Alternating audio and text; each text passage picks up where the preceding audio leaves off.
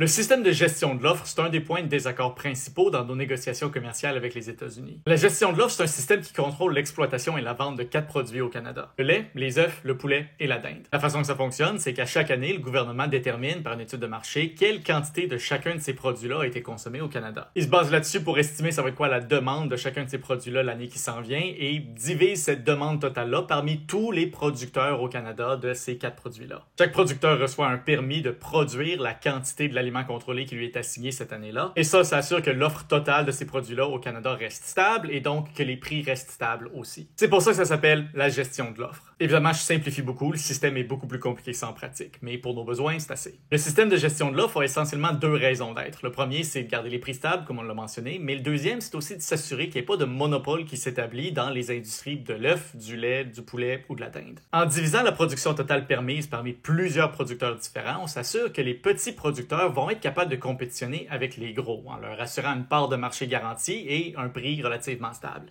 Sans ça, ce qui arriverait probablement, c'est que les plus gros producteurs achèteraient un à un les petits producteurs, jusqu'à ce qu'on ait un marché avec très peu de compétition, effectivement un monopole. Ça donnerait à ces quelques gros producteurs-là une très grosse influence sur les prix. Aussi, s'il y a quelque chose qui arrive à un seul producteur, ça affecte pas trop le marché, parce qu'il y en a beaucoup d'autres. S'il y avait juste quelques gros producteurs, puis un d'entre eux avait de la misère, l'offre totale du marché pourrait soudainement diminuer de beaucoup, ce qui ferait exploser les prix. C'est d'ailleurs ce qui est arrivé en janvier au prix des œufs aux États-Unis, quand la douzaine d'œufs se vendait à presque 9 $, tandis qu'au Canada, ça se vendait à un peu moins de 5 $.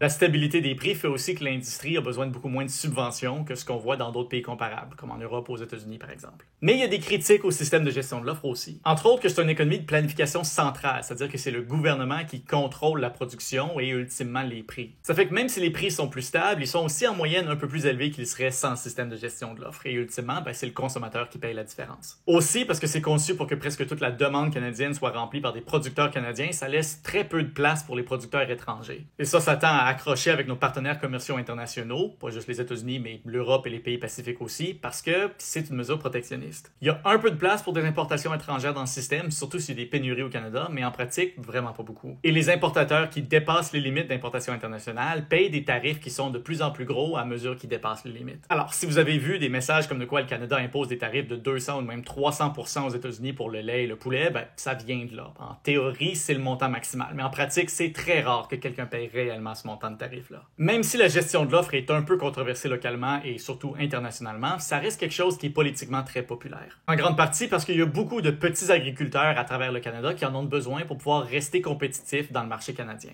Sans la gestion de l'offre, ils seraient probablement éventuellement obligés de vendre leur entreprise à quelques méga producteurs qui seraient peut-être étrangers. Le contrôle sur les prix aide probablement aussi à garder la qualité plus élevée parce qu'il n'y a rien à gagner à essayer de baisser la qualité pour vendre moins cher. Mais tout ça, ça reste un choix politique qui est ultimement un choix social et qui est payé par les consommateurs canadiens de lait, d'œufs, de poulet et de dinde. Et c'est un point de difficulté récurrent dans nos négociations commerciales internationales.